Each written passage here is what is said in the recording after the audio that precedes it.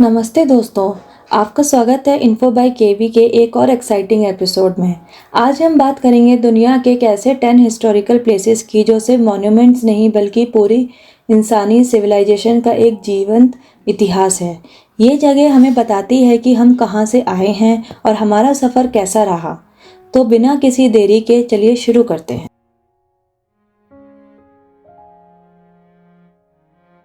दुनिया के 7 अजूबों में से एक ग्रेट वॉल ऑफ चाइना एक इंजीनियरिंग मार्बल है जो लगभग 21,196 किलोमीटर तक फैली हुई है। ये दीवार सिर्फ एक सुरक्षा का प्रतीक नहीं बल्कि चाइना की यूनिटी और स्ट्रेंथ का एक मिसाल है। ग्रेट वॉल का निर्माण 7th सेंचुरी बीसी में शुरू हुआ और 17th सेंचुरी एडी तक अलग अलग डायनेसिटीज ने इसे बनवाया। इसका प्राइमरी पर्पस था मंगोल इन्वेडर्स से देश को सुरक्षित रखना। वॉल के स्ट्रैटेजिक पॉइंट्स पर वॉच टावर्स और बैरक्स बनाए गए थे। वॉल के आसपास के रीजन्स में चाइनीज कल्चर का कई ट्रेडिशंस अब भी जिंदा हैं।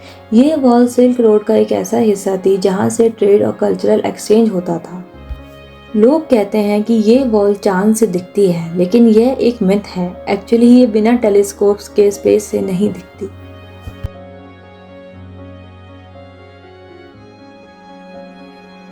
एंड्स माउंटेन्स के बीच छुपा हुआ ये इंकेन सिविलाइजेशन का एक जेम है।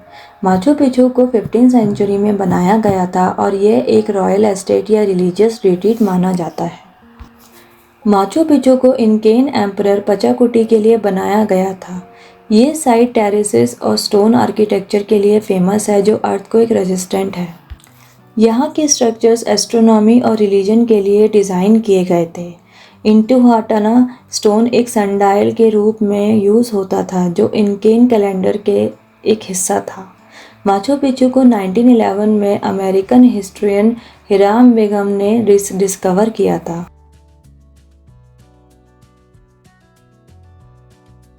फोर्टी 4500 साल पुराने ये पिरामिड एशियन इजिप्ट के फेरोज के लिए बनाए गए थे जो उनके आफ्टर लाइफ के लिए एक सिक्योर रेस्टिंग प्लेस थे।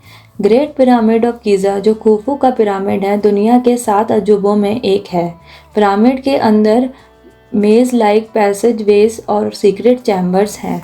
एशियंट इजिप्टियंस का बिलीव था कि उनके फिरोज मृत्यु के बाद भी डिवाइन बीइंग्स होते हैं। पिरामिड्स का कंस्ट्रक्शन स्लेव्स और स्किल्ड लेबरर्स के मिक्स से हुआ था। पिरामिड के अंदर अभी भी अनएक्सप्लोर्ड चैम्बर्स हैं जो एडवांस टेक्नोलॉजी से डिस्कवर किए जा रहे हैं।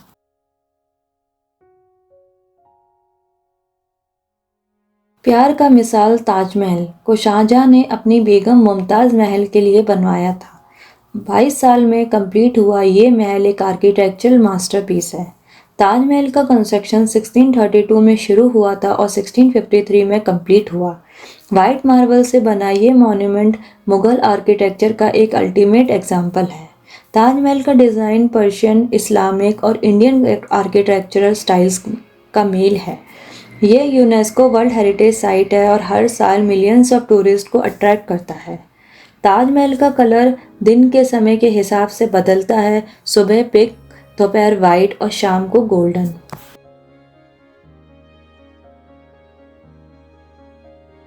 रोम का ये एम्फी थिएटर 80 एडी में बनाया गया था और ये ग्लैडिएटर फ्लाइट्स और पब्लिक स्पेक्टिकल्स के लिए यूज़ होता था।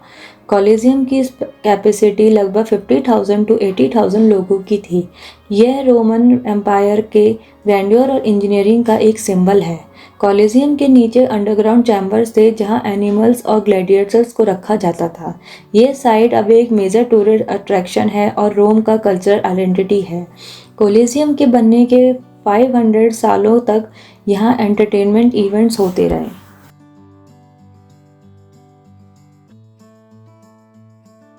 पेट्रा जो सैंडस्टोन क्लिफ्स में कार्व्ड है एक नेबेतियन सिविलाइजेशन का ट्रेड हब था। ये रोज सिटी के नाम से भी जाना जाता है।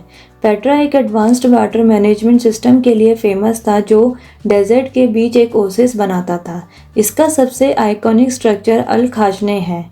ये जगह ट्रेड के लिए काफ़ी इम्पोर्टेंट थी और सिल्क, स्पाइसेस और अदर गुड्स का हब थी।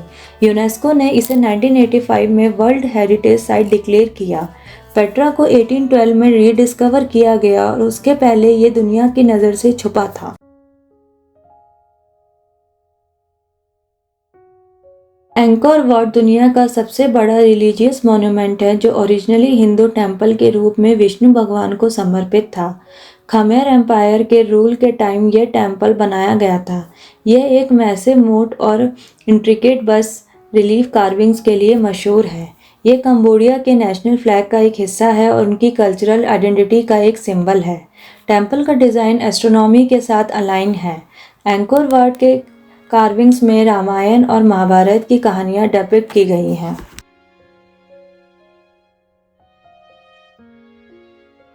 स्टोनहेंज इंग्लैंड का एक मिस्टीरियस और एंशिएंट मॉन्यूमेंट है जो विल्टशयर में लोकेटेड है। ये giant stone circle around 3000 BC से लेकर 2000 बीसी तक बनाया गया था और आज भी उसके पर्पस को लेकर कई थ्योरीज हैं। स्टोनहेंज में ह्यूज स्टैंडिंग स्टोन्स हैं जो परफेक्टली अलाइन किए गए हैं और ये एस्ट्रोनॉमिकल पर्पसेस के लिए यूज़ किए जाते थे, जैसे कि सॉल्स्टिक्स को ट्रैक करना। ये साइट प्री हिस्टोरिक पीपल की एडवांस्ड इंजीनियरिंग और रिलीजियस बिलीव्स को दिखाता है। स्टोनहेंज का एग्जैक्ट पर्पस अभी तक क्लियर नहीं है, लेकिन ये ब्यूरियल साइट, रिलीजियस टेम्पल और एस्ट्रोनॉमिकल ऑब्जर्वेटरी के रूप में यूज़ होता है। आज यह एक पॉपुलर टूरिस्ट अट्रैक्शन है और यूनेस्को वर्ल्ड हेरिटेज साइट भी है। स्टोनहेंज के कुछ स्टोन 200 माइल्स दूर से लगाए गए हैं।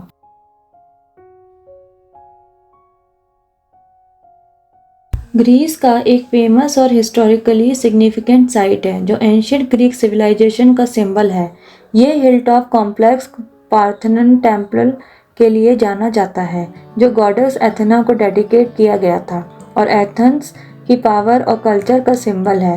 एक्रोपोलिस में और भी इम्पोर्टेंट स्ट्रक्चर्स हैं जैसे एरेक्थियोन जिसमें कारिएटिड्स हैं, टेम्पल ऑफ एथेना नाइक जो विक्ट्री की गॉडेस को डेडिकेट है और प्रोपिले जो एक्रोपोलिस का ग्रैंड एंट्रेंस है। ये site ancient Greek democracy, art और आर्किटेक्चर का एक लिविंग एग्जाम्पल है और आज भी दुनिया भर के टूरिस्ट को अपनी तरफ अट्रैक्ट करता है। आर्कोपोलिस ने वेस्टर्न सिविलाइजेशन पर एक डीप इम्पैक्ट डाला है और ये ग्रीस की रिच कल्चरल हेरिटेज को रिप्रेजेंट करता है। एक्रोपोलिस का मतलब है हाई सिटी।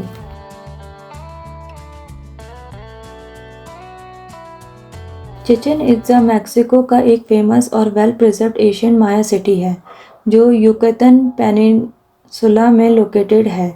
ये सिटी माया सिविलाइजेशन का एक मेजर पॉलिटिकल, इकोनॉमिक और कल्चरल सेंटर था जो क्लासिक और पोस्ट क्लासिक पीरियड्स के दौरान बहुत इम्पोर्टेंट था। आज के टाइम में ये यूनेस्को वर्ल्ड हेरिटेज साइट है और new 7 wonders of the world में भी शामिल है।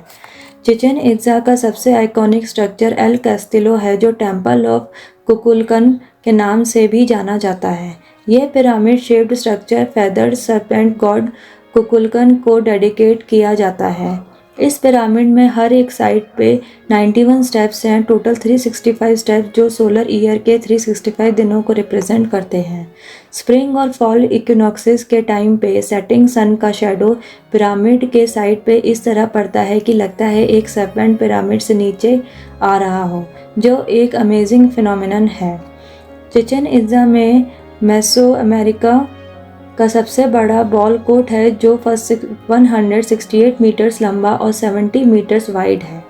माया लोग एक रबर बॉल के साथ पोक द पोक नाम का बॉल गेम खेलते हैं और जीतने वाली टीम को रिवॉर्ड मिलता है, जबकि हारने वाली टीम को कभी कभी सेक्रीफाइस किया जाता था। कोर्ट की एक्रोस्टिक्स भी काफ़ी इंटरेस्टिंग है। एक एंड से दूसरे एंड तक की साउंड्स बिल्कुल क्लियर सुनाई देती है जो कि सेरेमोनियल पर्पसेस के लिए यूज़ होती है। एल कैराकोल एक एंशिएंट ऑब्जर्वेटरी है जहाँ से माया लोग स्टार्स, प्लैनेट और सेल्सियस मूवमेंट को स्टडी करते हैं। ये स्ट्रक्चर सर्कुलर डिज़ाइन में है और इसके विंडोज़ वीनस और दूसरे सेल्शियल बॉडी को ऑब्जर्व करने के लिए अलाइंड है। माया लोग इस ऑब्जर्वेटरी को यूज़ सोलर का और ल्यूनर साइकिल्स को ट्रैक करने के लिए करते थे जो उनके एग्रीकल्चरल और रिलीजियस एक्टिविटी के लिए इम्पॉर्टेंट थे। चिचेन इट्जा माया सिविलाइजेशन के एक पॉलिटिकल, रिलीजियस और इकोनॉमिक हब था जो नॉर्दर्न और साउदर्न युक्तन पेनिनसुला को बीच ट्रेड रूट्स को लिंक करता था। सिटी का लेआउट, आर्किटेक्चर और एस्ट्रोनॉमिकल नॉलेज दिखाता है कि माया लोगों को मैथमेटिक्स, एस्ट्रोनॉमी और इंजीनियरिंग की बहुत एडवांस अंडरस्टैंडिंग थी। चिकन इट्जा की डिक्लाइन के बारे में अभी भी डिबेट चल रही है, लेकिन कहा जाता है कि ये 10th सेंचुरी के आसपास अबैंडन हो गया है, शायद इंटरनल कॉन्फ्लिक्ट्स, एनवायरमेंटल चेंजेस या ट्रेड रूट्स शिफ्ट होने की वजह से। पिरामिड के पास क्लैप करने पर एक यूनिक इको सुनाई देता है जो क्विज़ल बर्ड की आवाज़ जैसे लगती है। दोस्तों, ये थी दुनिया की सबसे शानदार हिस्टोरिकल प्लेसेस की कहानियाँ। आपका फेवरेट कौन सा है? कमेंट में ज़रूर बताएं। अगर वीडियो पसंद आए तो लाइक, शेयर और सब्सक्राइब करना ना भूलें। मिलते हैं अगले एपिसोड में, तब तक के लिए इन्फो बाय किवी के साथ बने रहें।